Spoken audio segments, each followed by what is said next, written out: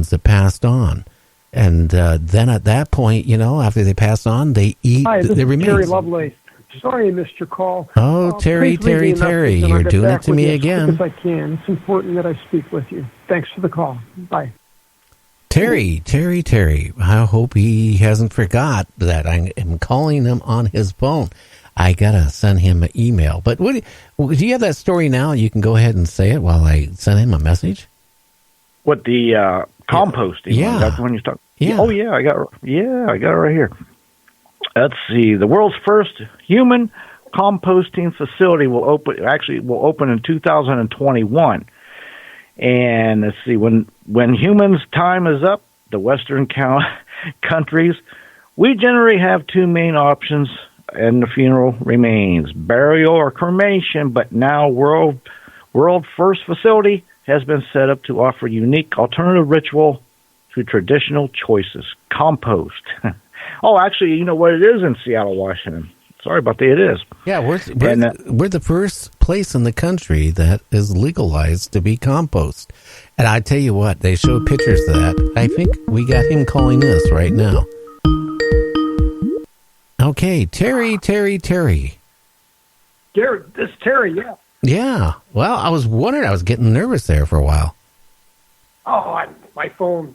I have problems with my phone. My phone's weird. Well, James' phone is weird, too. Did you both buy it at the same place?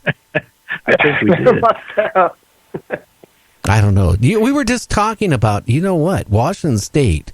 It's two things that's going on. They're taking your loved one's ashes after you pass on, and they're making jewelry and making, things you can put around your house, ornaments.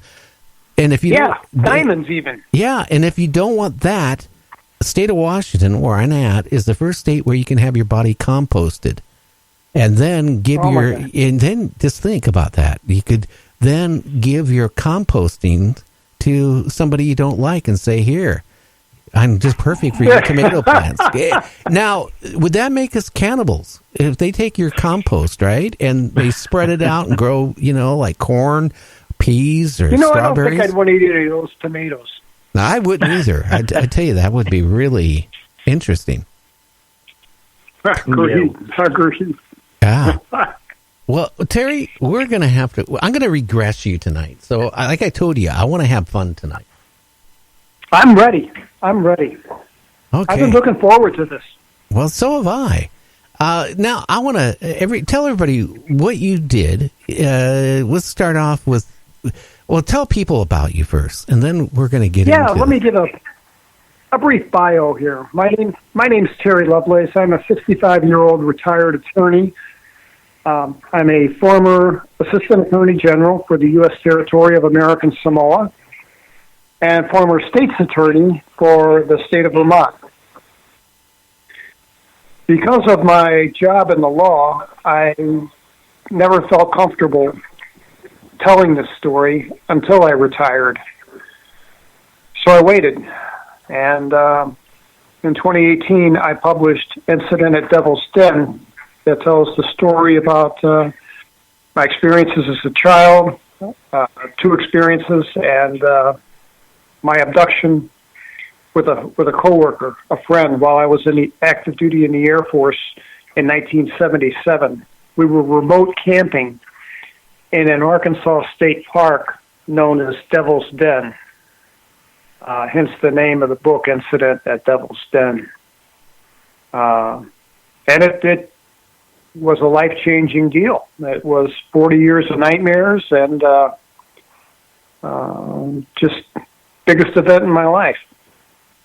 Oh, yeah. I bet it was what you went through. I mean, just thinking about that. Now, I got to ask you, have you ever saw any UFOs as a child or had any encounters or anything strange that kind of could reflect on what happened in 1977? My first experience was at age 8, and that was in 1963. And I was in my backyard playing with an adult. I was 8 years old, and an uncle gave me an adult bow and arrow set. Like you would go hunting with. One of the kids' toy.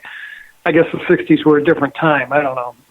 And I'm shooting. I live in South St. Louis City, and I live in an urban environment. So now, hey, Terry, one question: the bow and arrow set, did it have the rubber cups on it, or was it pointed? No, they were pointed. I was shooting them into a bale of hay. Ooh, and you were how old? I was 8. You know, it's as bad. You know, Mattel had that little 45 caliber, Western gun that you could, take and put those plastic bullets on the shell, and then put a cap on the end of it, and it would shoot out. Yeah, I mean, they had some really cool toys, but I wonder how many people got killed off of them. I know about the lawn darts. Oh yeah, I remember those too. So I'm in my backyard, and I'm shooting arrows into this bale of hay. And now remember, this is in a city. I've got houses next to me, all around me, and there's women hanging up laundry, and it's a beautiful day in May, and the windows are open. I could hear my mom's television through the screens, and I can hear the dogs and cats and the women and talking and cars and I'm loading an arrow into the notch of my bow, looking down at it, and I saw this elliptical shadow move across my feet. And as soon as I did, there was a really weird auditory change. And it was like I had put my hands against my ears, and pressed my hands against my ears real tight. And the sound all sounded muffled and distorted. And I looked up, and directly over my head, there was probably maybe 50 feet over my head, a flying saucer. I mean, for lack of better words, UFO wasn't in the vocabulary of an 8-year-old in 1963. Now, hey, Terry, and now I'm going to jump in and ask you questions, so please don't be upset when I do that. I'm doing it because the listeners will want that. When you saw this craft, can you describe, if you close your eyes, what did it look like? What color was it? How big was it? You know what? It's etched in my memory. I mean, there are some things... there are some things that happen in our childhood that just get ingrained in our memory, and they're there for life. And this was one of those events. This is one of those events that stuck with me for the rest of my life. The underside of it, I remember looking up, and I said, "Wow!" And it was cool. I mean, it was just, it was cool in a way that, like a new sports car. Like a new Alfa Romero or something, brand new on a showroom floor, looks. It was obviously a mechanical object of some kind. I mean, I put together all kinds of model airplanes as a kid, and I'm looking up at this thing, and I'm thinking, there should be rivets, there should be bolts, there should be some place for the wheels to come down, there should be some exhaust, there should be some alphanumerical numerals to identify the thing, USAF or CCCP or something. And the underside of it was just a flat, like highly polished aluminum.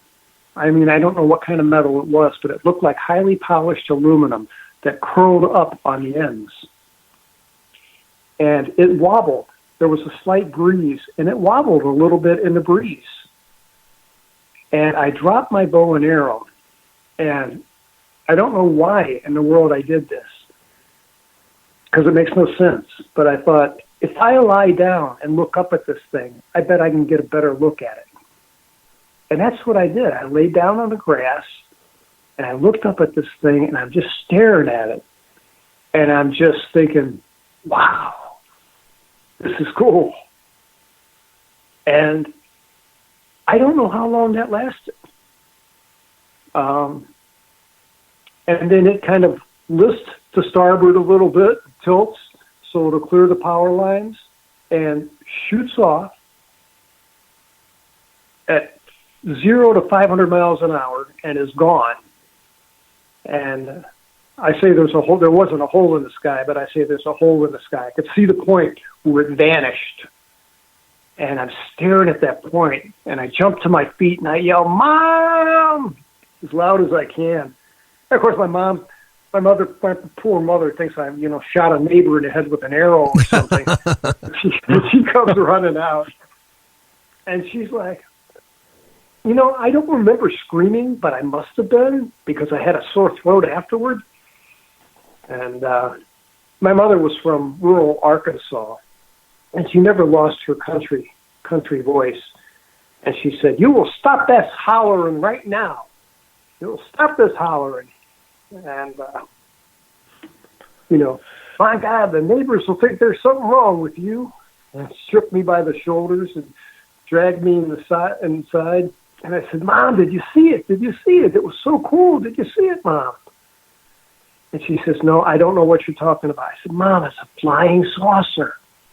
And she says, "Terry, you did not see a flying saucer. I don't know what you saw, but you did not see a flying saucer." And, this is kind of the way children were discounted back in the 60s. I mean, when my kids were young, I paid attention to them. If they had something to say, I listened. Well, I think you listened because you learned from what your experience was with your mother.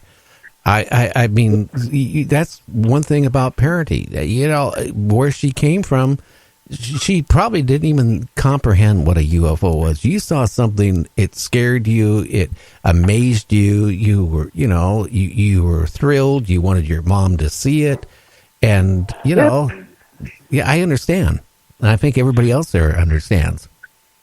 I think anybody out there that's listening that's ever seen a UFO knows the feeling. It changes you. I think, I think if you see a UFO, I think you come out of the experience a changed person. Well, in my case, in my case, I didn't see the UFO, but in the early 70s, in that desert with my wife at the time, that bright light, and no sound of a helicopter, no nothing. Just when I got out of the vehicle, and poof, it was gone. And I tell you what, it still makes me wonder what has happened. Again, I talked about when years and years went by, and I went to the doctor to have some other health issues going on. They did an MRI. And they came back and they said, "Where did you get that piece of metal in your upper part of your back next to your spine?" And I kept thinking, I never got that. Well, did you get it when you were in the military? No. Did you get it on any jobs? No. And there was no scar, no nothing. But I can tell you one thing, when my son got in trouble, one of my sons, and I had to go to drug court every month for a year, I set the alarms off at the Pierce County Courthouse every single time. Wow. Wow. But you know what? Years went by. I didn't think anything like that. Now I wonder what is it? Why is it set the alarms off? But in the cases, it's like you discovered something. But when you're young, parents, especially in our time frame, because we're close to the same age. I'm going to be 68 here next week. And if I would have told my parents when I was a little kid, "Hey, I saw a UFO," you know what they would have told me? "You've been watching TV too much. We're going to cut your hours down. You got less TV time." Yeah. My parents' idea of healthier TV was the Three Stooges. So no more Space Ghost. No more of My Favorite Martian. It was Three Stooges nonstop, and after about 6 weeks of Mo, Larry, and Curly, they were they were ready for something else. So I started watching Perry Mason, and I think that led to my life's calling. It probably did. I hate to say it, when you're a young kid and you watch some of this stuff, how many people became lawyers or doctors or whatever because of TV shows. Yeah, true. But my mom sat me down at the table and she says, "Now, Jerry, now